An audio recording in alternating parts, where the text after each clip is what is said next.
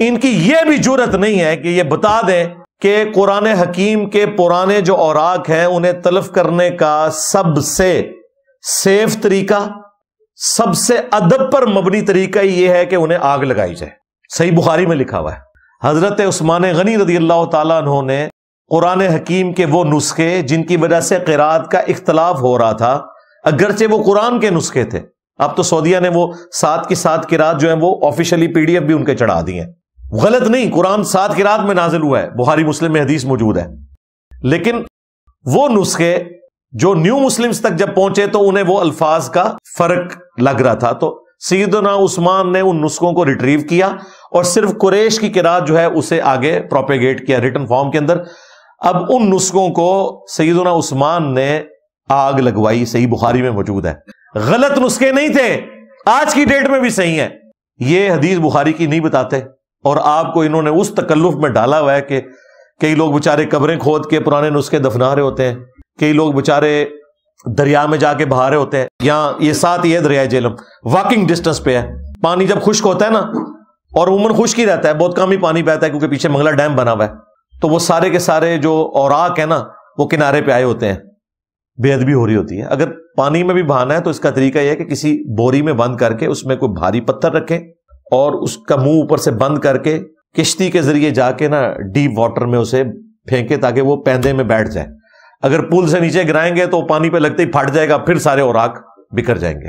اور وہ کوئٹہ میں آپ نے دیکھا ہے ایک بھائی نے پورا ایک پہاڑ کے اندر ٹنل کھودی ہوئی ہے جس کے اندر وہ قرآن پاک رکھی جا رہا ہے اور لوگ رشک کرتے ہیں جی پتہ نہیں اس نے کون سا نیکی کا کام کر دیا ہے، بھائی اپنے آپ کو تکلف میں ڈالا ہوا ہے، اور کیا ہے، اس کی بجائے آگ لگا دی جائے، لیکن کسی کے سامنے نہیں لگانی، ہاں یہ ذہن میں رکھیے گا، ورنہ تسی گئے۔ ظاہر ہے یہ جاہلوں کا ملک ہے، ہجوم ہے یہاں پہ جاہلوں کا، یہ لوگ نہیں بتا سکتے۔ اور یار قرآن میں لکھا ہوا ہے کہ حضرت موسیٰ علیہ السلام جب کوہ طور سے واپس آئے اور انہیں جب خبر ملی کہ ان کی قوم جو ہے وہ پیچھے سے 70,000 لوگ مرتد ہو کے بچڑے کی عبادت شروع کر دی ہے، قرآن کے الفاظ ہیں ان کے ہاتھ میں تختیاں تھیں تورات کی، انہوں نے زمین پہ ڈال دی، یہ ہوتے تو حضرت موسیٰ علیہ السلام پہ 295C لگوا دیتے، ہاں قرآن کے الفاظ ہیں، تو کیا گستاخی ہو گئی؟ تورات کو زمین پہ رکھنا، وہ ٹیمپرڈ بھی نہیں تھی، اوریجنل والی تورات، اور وہ تورات وہ ہے جو اللہ نے دی تھی، ان تختیوں پہ لکھی ہوئی انگریوڈ ہوئی ہوئی تھی، وہ اللہ تعالیٰ کی طرف سے تھی، وہ موسیٰ علیہ السلام نے اپنی ہینڈ رائٹنگ میں نہیں لکھی ہوئی تھی، کوئی گستاخی نہیں۔ یار جہاں پہ قرآن پرنٹ ہو رہے ہوتے ہیں، بائنڈنگ ہو رہی ہوتی ہے، تو ظاہر زمین پہ سارا کام ہو رہا ہوتا ہے، ٹھیک ہے آپ رسپیکٹ دیں، وہ اپنی جگہ ہے، وہ تو میں نے کئی دفعہ حدیث بیان کی ہے کہ سنن ابی داؤد میں حدیث ہے، نبی علیہ السلام کو یہودیوں نے ایک مقدمے کے فیصلے کے لیے بلایا، تو ایک گھر تھا یہودیوں کا مدینہ شریف میں جس میں انہوں نے مدرسہ کھول رکھا تھا، تو نبی علیہ السلام جب اس گھر میں تشریف لے گئے تو آپ علیہ السلام کو ایک انہوں نے بڑی سی گدی پیش کی زمین پہ، آج بھی عرب کی ٹریڈیشن میں ان کی بیٹھک زمین کے اوپر لگتی ہے، تو نبی علیہ السلام اس گدی کے اوپر بیٹھ گئے اور پھر آپ نے فرمایا کہ تورات لے کے آؤ، میں تورات سے فیصلہ کروں گا، اور نبی علیہ السلام اپنے ساتھ ایک صحابی ایسے لے گئے تھے جو تورات پڑھنا جانتے تھے، تو جب تورات سامنے لائی گئی تو نبی علیہ السلام نے اپنی پیٹھ کے نیچے سے وہ گدی نکال کے سامنے رکھی اور تورات اس پہ رکھی، اور 7 الفاظ بولے کہ میں ایمان لایا اس کتاب پر اور اس کے نازل کرنے والے پر، حالانکہ وہ ٹیمپرڈ تورات تھی، پھر بھی نبی علیہ السلام نے اسے رسپیکٹ دی،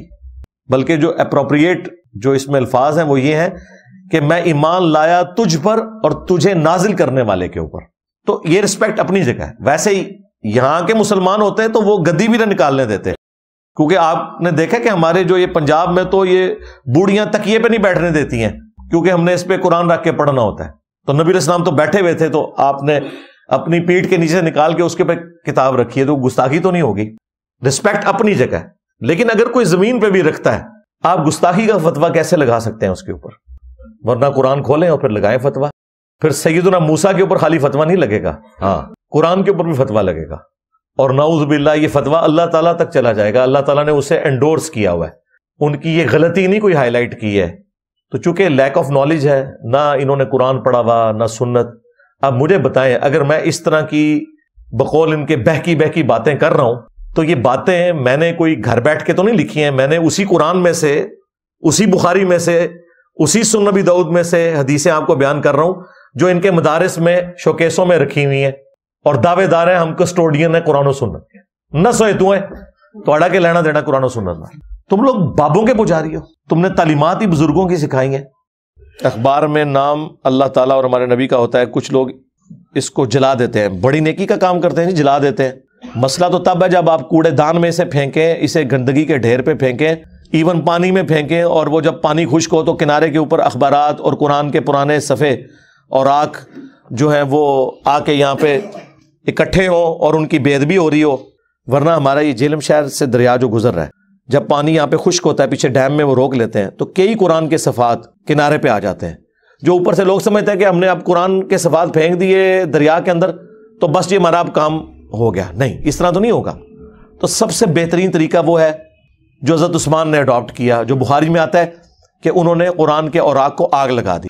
ادروائز آپ زمین میں بھی دفنا سکتے ہیں، کشتی ہائر کریں۔ ویسے تو ہمارے علاقوں میں تو اب کئی ایک تنظیمیں ہیں جو باقاعدہ کلیکٹ کرتی ہیں یہ اوراق، ان کو فون کریں وہ کلیکٹ کرتے ہیں۔ کئی مسجدیں ہیں جن میں پرانے اوراق آیات وہ جمع کیے جاتے ہیں، پھر وہ بعد میں کہتے ہیں کہ جی آپ فلاں دن کو ہمارا یہ ٹرک روانہ ہوگا۔ واکنڈ میں مجھے یاد ہے جن دنوں میں یونیورسٹی میں پڑھتا تھا تو واکنڈ بھی ہم جایا کرتے تھے ٹیکسلا سے، تو وہاں مساجد میں باقاعدہ اناؤنسمنٹ ہوتی تھی کہ جی اس ویکینڈ پہ ٹرک جا رہا ہے، جس نے کوئی پرانے اوراق دینے ہیں، کوئی دینیات کی کتابیں، کوئی پرانے قرآن وہ دے دیں، وہ خانپور ڈیم میں جا کے اسے ڈمپ کرتے ہوتے تھے۔ تو یہ سارے طریقے درست ہیں، دفنانا بھی درست ہے، لیکن دفنانے میں بھی قبرستان میں اب مردوں کے لیے جگہ کوئی نہیں رہی ہے، تو آپ نے کہاں سے ان کو صفات کو دفنانا ہے؟ وہ بھی کل کو کوئی قبر کھودی پھر قرآن نکل آئے گا اس میں سے، اور مصیبت کھڑی ہو جائے گی۔ پاکستان میں تو کتنی مصیبتیں انتظار میں ہوتی ہیں آپ کے کہ آپ کو جنت میں پہنچا دیں۔ ہاں، اس لیے خدا کا نام ہے، یہ